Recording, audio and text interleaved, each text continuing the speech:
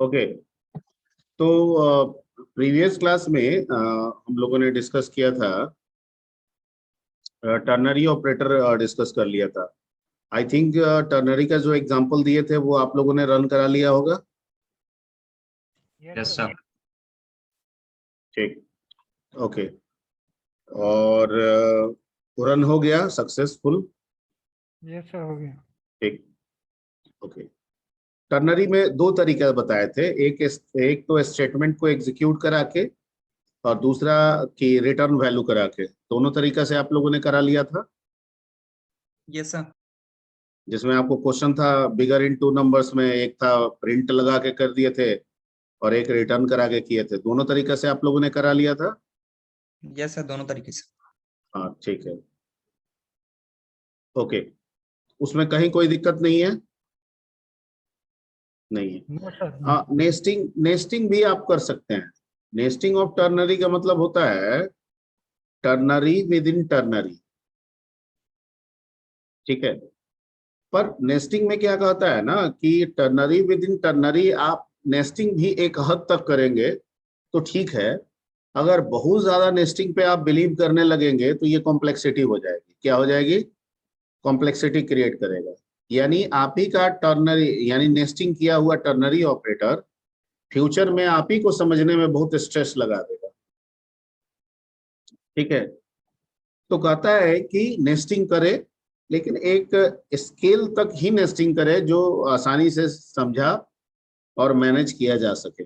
बहुत ज्यादा नेस्टिंग पे आप इसमें, अगर बहुत ज्यादा नेस्टिंग आ रहा है तो आप उस पर बिलीव ना करें। फिर आप जो जनरल पैटर्न है कंडीशनल स्टेटमेंट इफ एल्स का जो कंसेप्ट है उस पे या उसके फॉर्मेट पे फिर आप जाए। क्लियर? मतलब टॉपिक इज दैट कि we can make the nesting of ternary operator, ठीक है। लेकिन अब कुछ भी हम बहुत सारा नेस्टिंग नेस्टिंग पे नेस्टिंग नेस्टिंग पे नेस्टिंग इस तरह से नहीं करते जाएंगे, क्योंकि अगर ऐसे करेंगे तो इट विल क्रिएट कॉम्प्लेक्सिटी, ठीक है। तो उस पर थोड़ा सा हम लोग देखते हैं।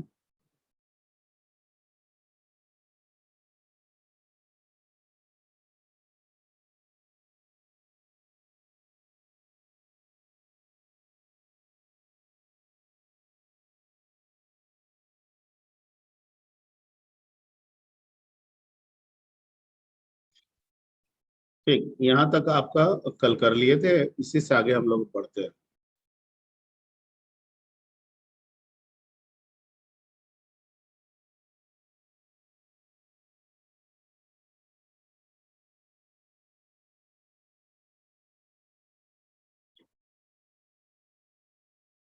टॉपिक हो गया नेस्टिंग ऑफ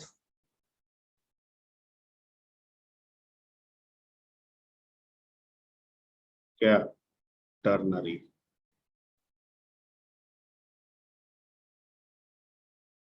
टर्नरी ऑपरेटर को एक और नाम से क्या समझ सकते हैं?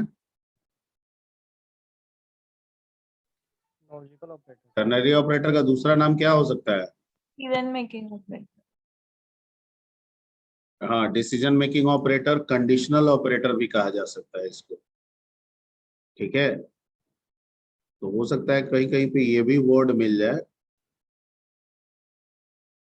डिसीजन और कंडीशनल ऑपरेटर।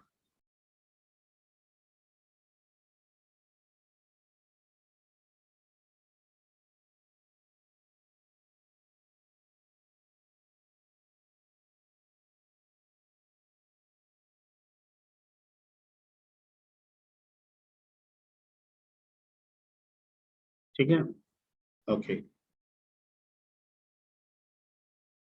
तो ternary with in ternary, ternary with in ternary called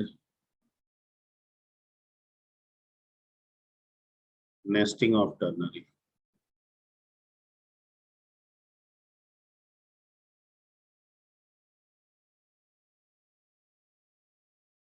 ठीक है। फॉर एग्जाम्पल, अगर मान लीजिए कि हम यहाँ पे कंडीशन 1 लिखते हैं और क्वेश्चन मार्क देते हैं और यहाँ फिर जाके हम एक कंडीशन 2 लिख देते हैं, क्वेश्चन मार्क कोलोन, ठीक है।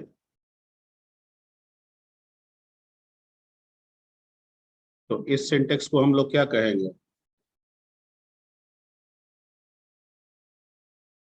नेस्टिंग ऑफ टर्नरी बोलेंगे।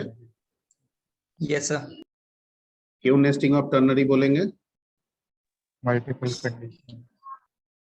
Ternary within ternary है सर यहाँ पे। टर्नरी विद इन टर्नरी, ठीक है। ओके, यानी एक आउटर टर्नरी है, एक इनर टर्नरी है, ठीक। एक एग्जांपल ले लेते हैं, लेकिन ऐसा बहुत ज्यादा करेंगे, इसको ज्यादा स्प्रेड अगर करेंगे इस कंसेप्ट को, तो ये कॉम्प्लेक्स हो जाएगा। वो लिमिटेड वे में आप इसका इस्तेमाल कीजिए, लेकिन चूंकि ऑपरेटर है तो स्टेटमेंट के मुकाबले ये फास्टर होगा,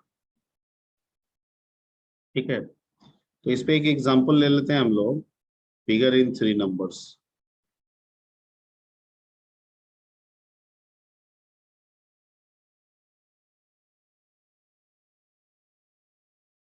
ठीक है, और इसको बनाते हैं।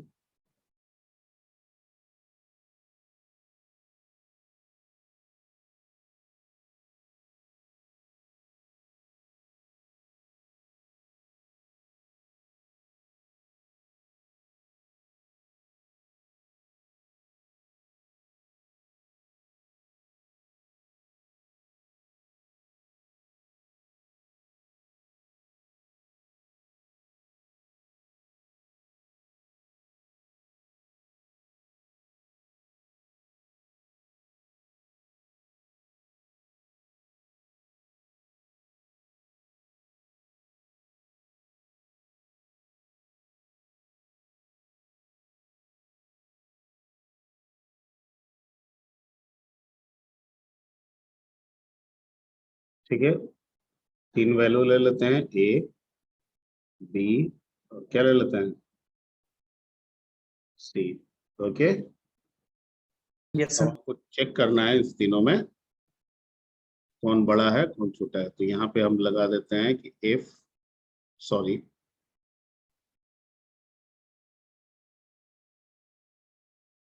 यहाँ पे लगा देंगे एक कंडीशन। एक काम करते हैं ना, रिटर्न वाले कंसेप्ट से बना लेते हैं। तो एक रिसीवर रख लेते हैं, और रिसीवर का नाम हम रख लेते हैं एम, ठीक है। Yes, sir. और यहाँ लिखते हैं m is equal to if a greater than b, question mark, और फिर इसमें चेक करते हैं कि if a greater than c, question mark. तो ए को रिटर्न करो, और नहीं तो सी को रिटर्न करो, ये बंद, फिर कोलन। अगर ये नहीं होगा तो एक और चेक करते हैं कि बी ग्रेटर देन सी, अगर ट्रू तो बी को रिटर्न करो, और फॉल्स तो सी को रिटर्न करो, बंद, ठीक है। और यहाँ पे आपका फाइनली सेमीकोलन। ओके, और एम को आप प्रिंट करा दीजिए, फिगर आपको मिल गया।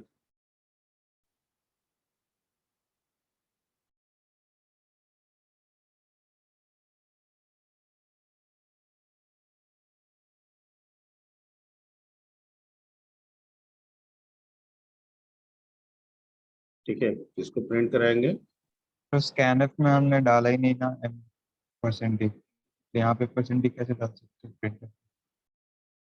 क्या बोल रहे हो जी?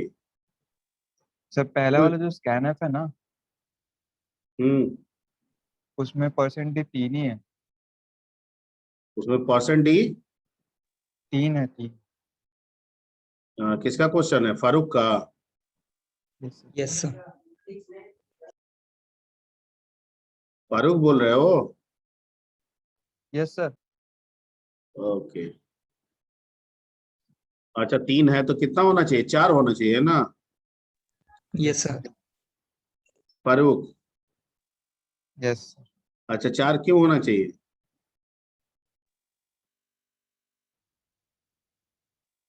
हाँ जी फारूक, और क्यों होना चाहिए? सर 4 वेरिएबल लिए। 4 वेरिएबल, तो मतलब हम प्रोग्राम में अगर 40 वेरिएबल लें, 4 वेरिएबल लें, तो जरूरी है कि जितना वेरिएबल लेंगे सबको हम इनपुट ही कराने के लिए ले रहे हैं? नहीं, एम को रिटर्न के लिए लिए थे। पहले जवाब दो ना, जितना वेरिएबल लेंगे क्या सबको हम इनपुट ही कराने के लिए लेंगे? नहीं सर। नहीं सर। तो फिर तो ये दिमाग में तुम्हारा विचार कैसे आ गया, 4 वेरिएबल लिया है तो 4 इनपुट होगा? क्वेश्चन कह रहा है 3 नंबर पे बिगर निकालना है, तो इनपुट तुम्हारा 3 ही ना जाएगा? Yes sir. क्वेश्चन 3 नंबर के लिए बात करेगा तो 3 ही पर इनपुट जाएगा, तो फिर चौथा की बात ही नहीं होगी। चौथा तो यहाँ रिसीवर के तौर पे रखे हैं, और बकायदा मैंने एम लिखते समय बोला भी है। ठीक है, तो एम जो है वो सिर्फ वैल्यू रिसीव करेगा जो टर्नरी ऑपरेटर के द्वारा रिटर्न किया जाएगा। यस सर, समझ गए, क्लियर। समझ गए? थोड़ा सा कंफ्यूज हो गए थे, वो बिग रेंज 2 नंबर्स में मेरे को लगा ये थे।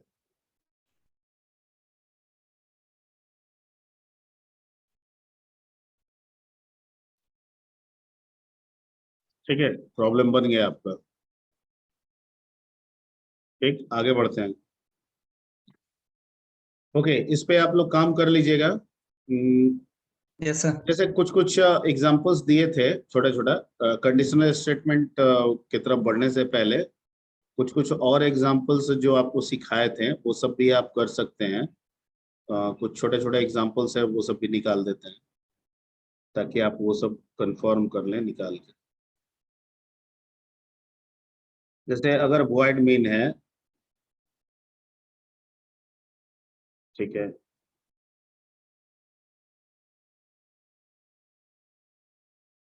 और यहाँ पे मान लीजिए इंट एक्स है, एक्स इज इक्वल टू 12 है, और अगर मैं प्रिंट एफ लिखूं,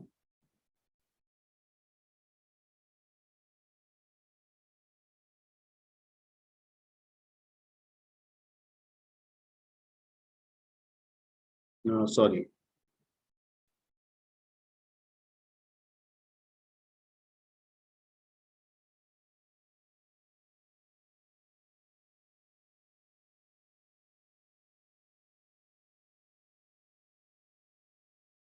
ठीक है,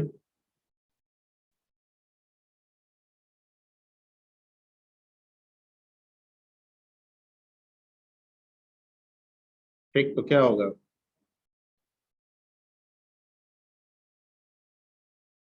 परसेंट ओ का मतलब क्या बताए थे? ये ओ है, ओ ऑक्टल वैल्यू देगा सर। ऑक्टल वैल्यू देगा। ठीक है, तो ये 12 का ऑक्टल वैल्यू कितना होगा?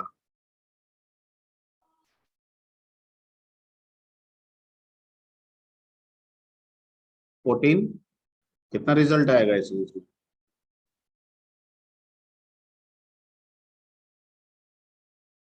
ठीक, आना चाहिए। क्लियर? Yes sir.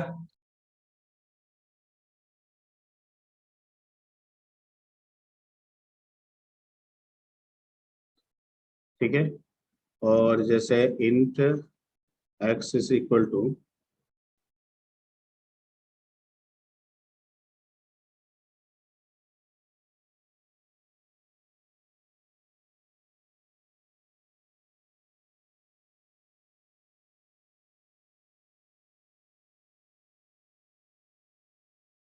क्या आएगा?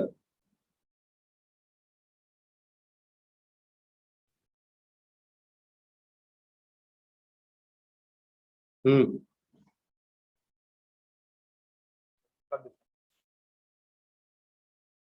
हाँ जी, क्या आएगा? हेक्साडेसिमल, तो कितना आ जाएगा इसका?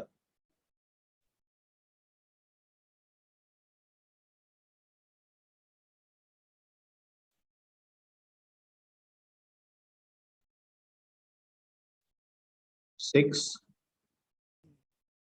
ए। ठीक है, अगर यहाँ पे एक्स स्मॉल दीजिएगा तो ए स्मॉल लेटर में आएगा, अगर यहाँ पे एक्स आप कैपिटल दीजिएगा तो आंसर आपका क्या आएगा? कोई डिफरेंस भी है सर इन दोनों में? कैपिटल और हाँ, कैपिटल और स्मॉल होने में कोई डिफरेंस भी है? कोई डिफरेंस नहीं है, रिप्रेजेंटेशन है। ओके अगर आप स्मॉल रिप्रेजेंटेशन करेंगे तो स्मॉल आएगा, कैपिटल रिप्रेजेंटेशन करना चाहते हैं तो कैपिटल। ए का मतलब तो 10 होता है, चाहे आप स्मॉल से बताएं या कैपिटल से बताएं। हेक्सा में ऐसा कुछ नहीं है, ठीक है। यानी कि 6a small 6a is equal to x small 6a, दोनों का मतलब सेम है, ठीक है।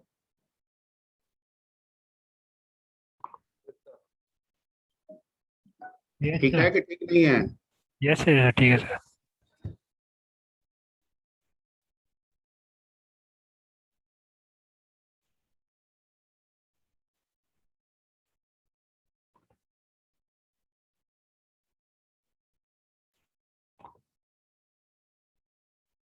ओके, तो ये रन करा के देख लीजिएगा, छोटा छोटा चीज है।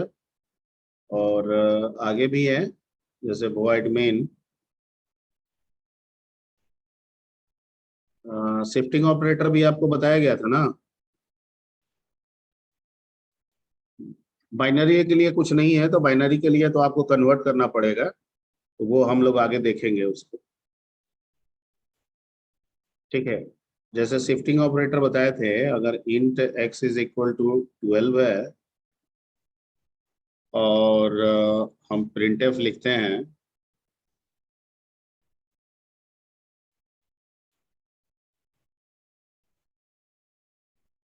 और यहाँ x राइट शिफ्ट 1 दे देते हैं, ठीक है, तो क्या होगा?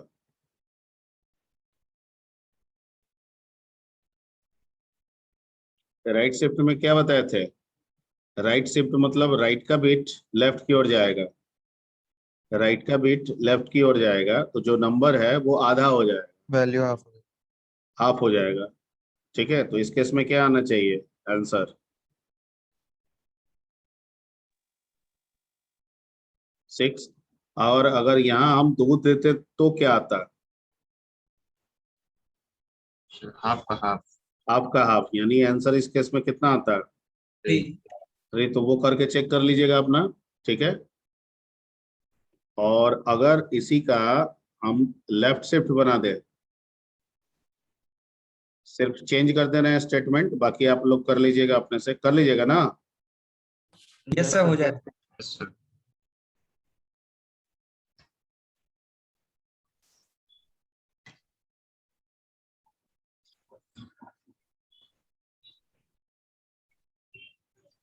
ठीक, तो इस केस में आंसर कितना आएगा? 24। और अगर 2 देंगे तो? 48। ठीक है, तो ये चेक कर लीजिएगा अपना, ओके।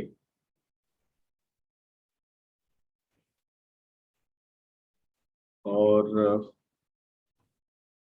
क्या इसको रन करा के दिखा दे क्या? कर लेंगे सर। कर लीजिएगा। नहीं, यस बहुतों सर। को दिक्कत होगा कि भाई क्या है, करा के दिखा दीजिए, ऐसा कुछ नहीं है ना, करा लीजिएगा ना। सर वॉइस सर रहा था सर, एक बार और एक्सप्लेन कर दीजिएगा सर। वॉइस तो ठीक आ रहा है। सर नेटवर्क प्रॉब्लम है सर मेरा। नहीं, कुछ नहीं है, ये जो ऑपरेटर बताए थे ना, कुछ उसी ऑपरेटर का है। जैसे ऑक्टल प्रिंट करना है तो कैसे करेंगे, तो परसेंट वो लगा देंगे, तो जो भी नंबर दे रहे हैं उसका ऑक्टल वैल्यू प्रिंट होगा। तो 12 का ऑक्टल वैल्यू 14 आता है, तो यहाँ पे 14 आ जाएगा। 106 है तो इसका हेक्सा फॉर्मेट में ये करेगा, 106 डेसिमल का हेक्सा फॉर्मेट 6 से होता है। स्मॉल ए देंगे तो स्मॉल ए देगा, और कैपिटल एक्स यहाँ रख देंगे तो क्या हो जाएगा? 6 ए हो 6 जाएगा, कैपिटल ए हो जाएगा। ठीक है। उसी तरीके से अगर राइट बिट शिफ्ट करेंगे तो हाफ होता है 1 बिट पे, 2 बिट पे हाफ का हाफ होता है। तो 12 है, 1 बिट करेंगे तो हाफ होगा, यानी आंसर 6 होगा। अगर यहाँ पे 2 रहता तो 3 आता। उसी तरह से लेफ्ट शिफ्ट में डबल हो जाता है, 1 बिट करेंगे तो डबल होगा, 2 बिट करेंगे तो डबल का डबल हो जाएगा। यही बताया गया था, clear? Yes sir yes. Yes sir. ठीक, तो ये सब रन करा लीजिएगा, हमको जरूरत नहीं है। यस सर नो करा सर। दूंगा। नो प्रॉब्लम, ठीक है। एक होता है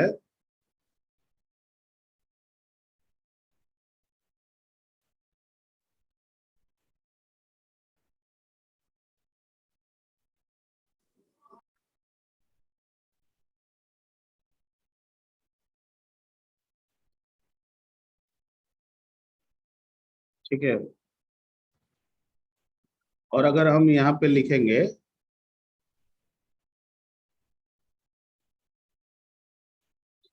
ए एंड बी, यानी इसके बिट को हम एंड से जोड़ना चाहते हैं, तो क्या आंसर आएगा? तो इसमें कहता है ना कि जो छोटा वैल्यू होता है वही आंसर आता है या उससे भी छोटा आता है, और में जो बड़ा होता है कैसे, तो 2 का क्या हो जाएगा, 2 का हो जाएगा आपका 10, और 3 का क्या हो जाएगा 11, और एंड का रूल है 10 कितना हो जाएगा 0, और 11 कितना हो जाता है 1 1। तो आंसर क्या आ गया आपका? 10 अरे 10 का मतलब क्या हुआ डेसिमल में? 2 तो मैंने अभी क्या कहा कि एंड लगाएंगे तो जो 2 नंबर होगा जिसको एंड से जोड़ रहे हैं उसमें जो छोटा वैल्यू होगा वही छोटा वैल्यू आएगा। यही यस चांसेज हो गए, सर। ठीक है, ओके। अब आते हैं, आगे बढ़ते हैं। अगर और लगा देंगे यहाँ पे, सिर्फ एक लाइन को बदलना है तो सिर्फ प्रोग्राम नहीं लिखते हैं, इसी लाइन को सिर्फ बता देते हैं। अगर यही लाइन और के लिए लिख देंगे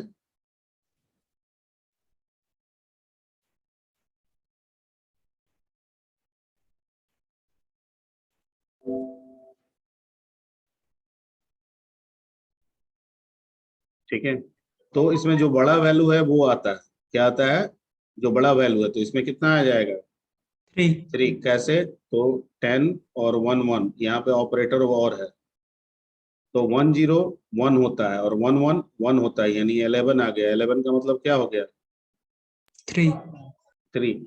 एग्जैक्ट वही आए, हर बार वही आए ऐसा नहीं है। मैंने क्या कहा कि या तो छोटा आएगा या छोटा से भी छोटा आएगा, और के केस में या तो बड़ा नंबर आएगा या रिजल्ट उससे भी क्या आएगा बड़ा आएगा। क्लियर? तो यस किसी सर। और नंबर पे देके आप लोग चेक कर लीजिएगा, ओके सर।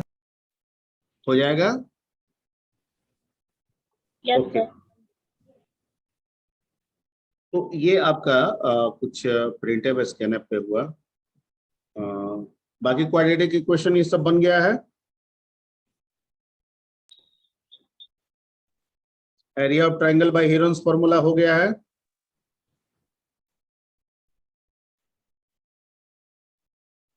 हो गया है, यस सर हो गया यस सर। नहीं तो नहीं बोलिएगा तो उसका दूसरा मतलब होता है, आपको बोलना होगा हर बार। ठीक है, यहाँ हो गया है ना। यस यस सर हो गया।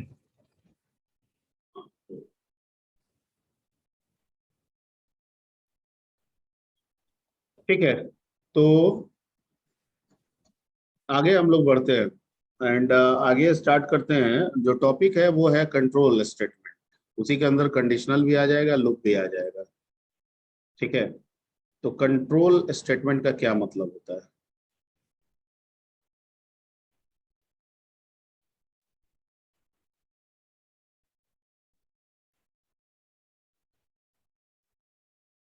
तो कंट्रोल वर्ड क्या है?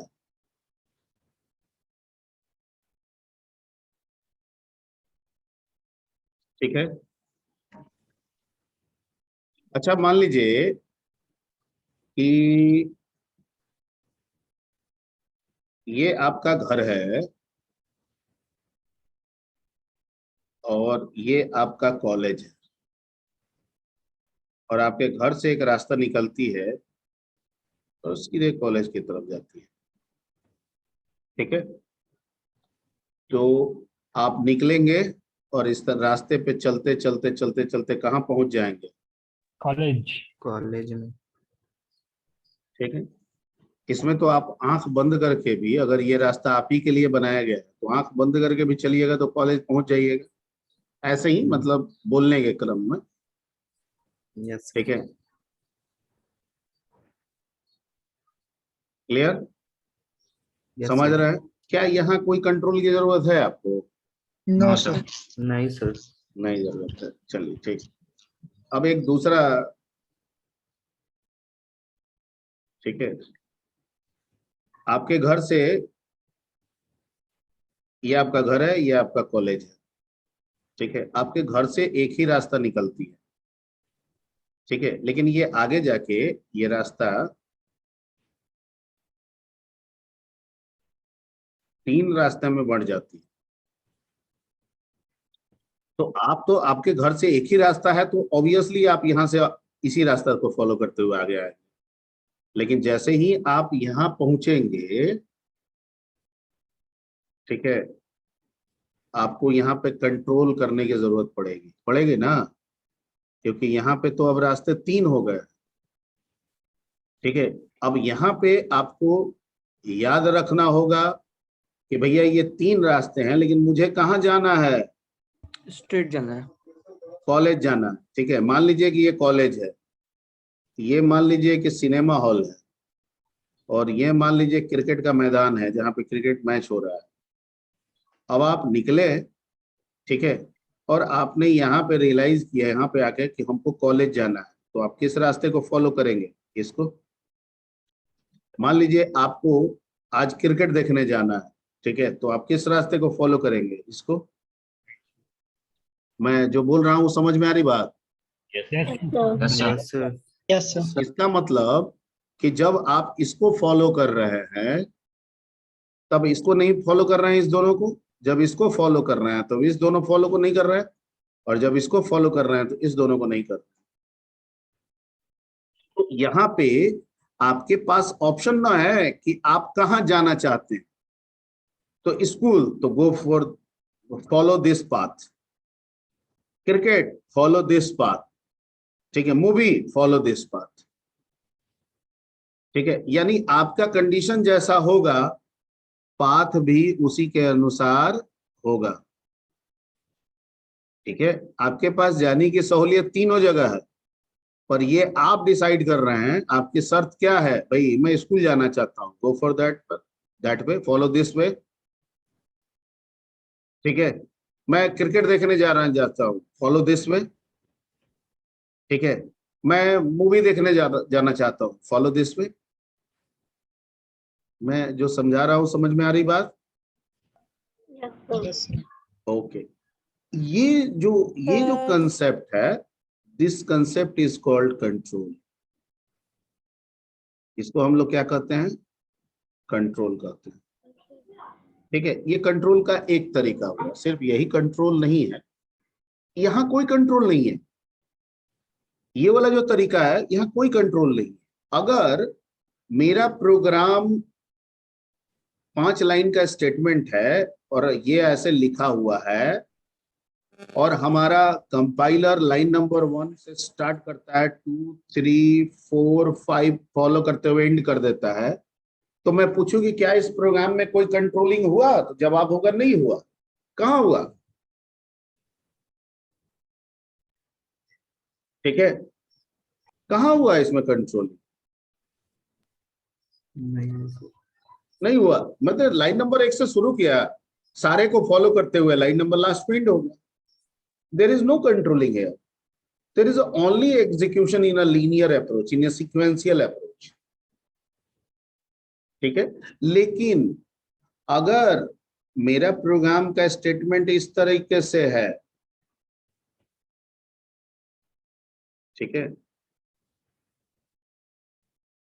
कि आप लाइन नंबर 1 करो, लाइन नंबर 2 करो, लाइन नंबर 3 करो, अब आप इसके बाद डिसाइड करना है कि इधर जाना है कि इधर जाना है।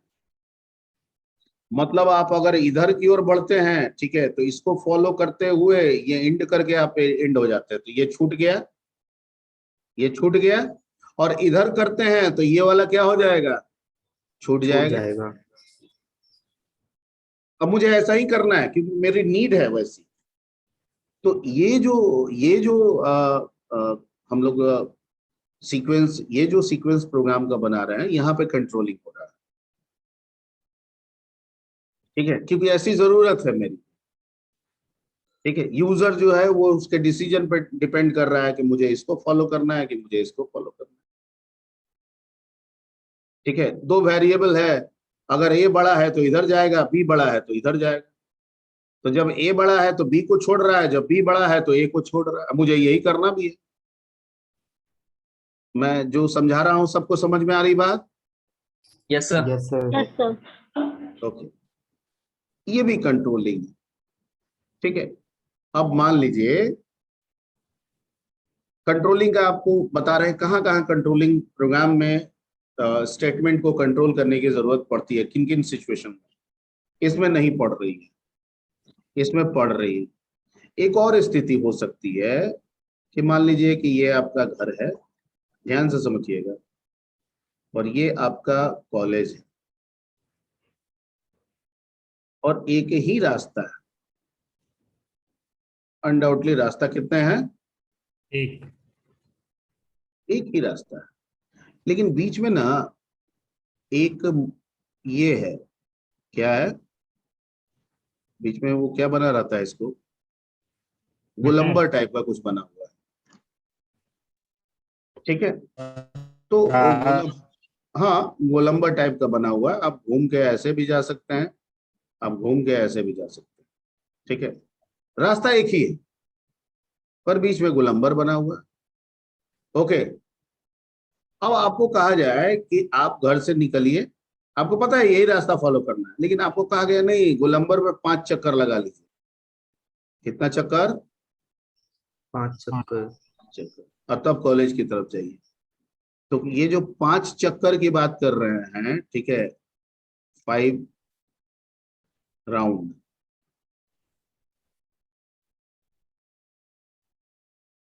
ठीक है, ये जो 5 चक्कर लगाए हैं कि नहीं, आपको घर से निकले हैं, स्कूल ही जाना है, लेकिन आपको बीच में ये क्या करना है, इस गोलंबर के कितने चक्कर लगाने हैं? 5. 5. तो इस गोलंबर में जो भी फूल पौधे जो कुछ भी लगा हुआ है, आप उसको कितनी बार विजिट कर रहे हैं? 5 5 बार. times. 5 बार विजिट कर रहा है। ये भी आपका क्या है, कंट्रोलिंग का ही पार्ट है। पार्ट है. ठीक है, क्योंकि आप इसके अंदर, ठीक है, इसके अंदर जितने भी स्टेटमेंट्स हैं, इस गोलंबर के अंदर अगर मान लीजिए 2 लाइन 3 लाइन जितने भी लाइन का स्टेटमेंट है, आप इसको जितना चक्कर आप लगा रहे हैं उतना बार आप इसको क्या कर रहे हैं, रिपीट कर रहे हैं। क्या कर रहे हैं? Repeat. रिपीट कर रहे हैं। ठीक है, तो ये भी किस में आ जाएगा? कंट्रोलिंग के Control. क्लियर? इसमें ये वाला जो सेंस है इसको कंडीशनल बोलते हैं, कंडीशनल स्टेटमेंट। और ये वाला जो सेंस है जिसमें घुमा रहे हैं, चक्कर लगा रहे हैं, इसको हम लोग क्या कहते हैं? लूप कहते हैं। क्या कहते हैं? Loop. लूप। ठीक है, इसको हम लोग क्या कहेंगे? लूप। आगे यही 2 टर्म पढ़ना है। ठीक है,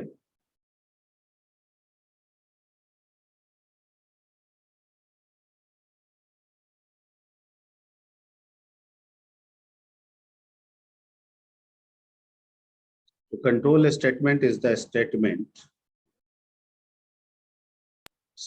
That control flow of execution. ठीक है, control statement is the statement used in programme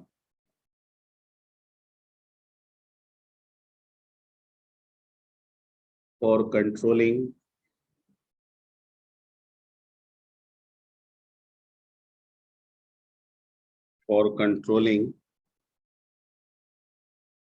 the flow of execution.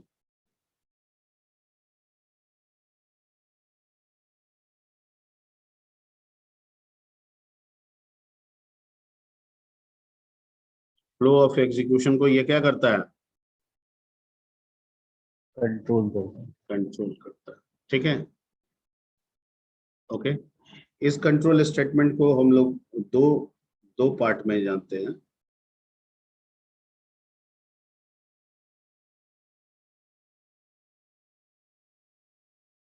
एक जानते हैं इसको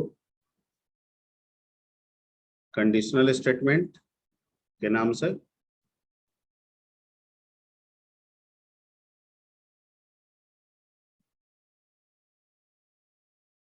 और दूसरा इसको जानते हैं किस नाम से?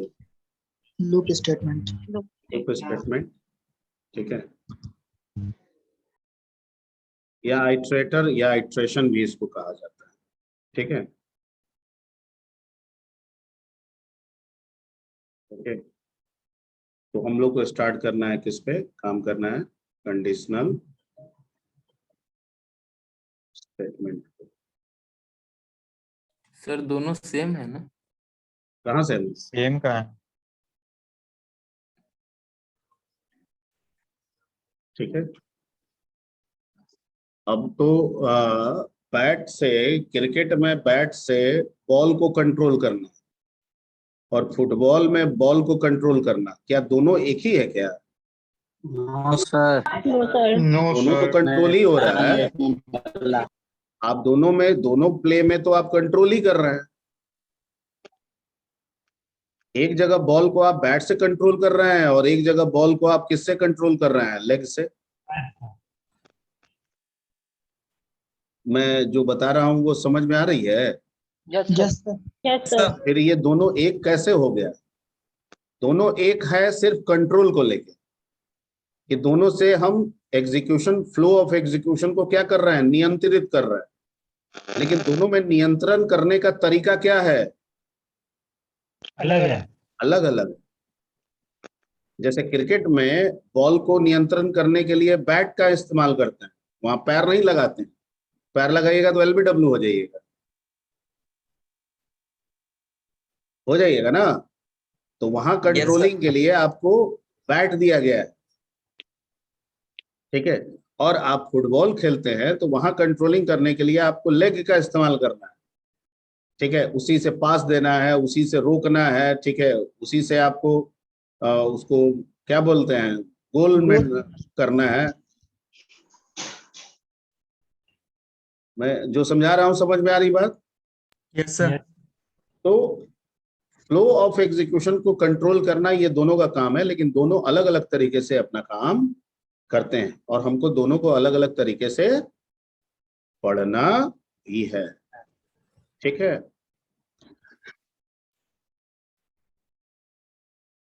ओके, तो एक काम करते हैं, कंडीशनल स्टेटमेंट पहले तो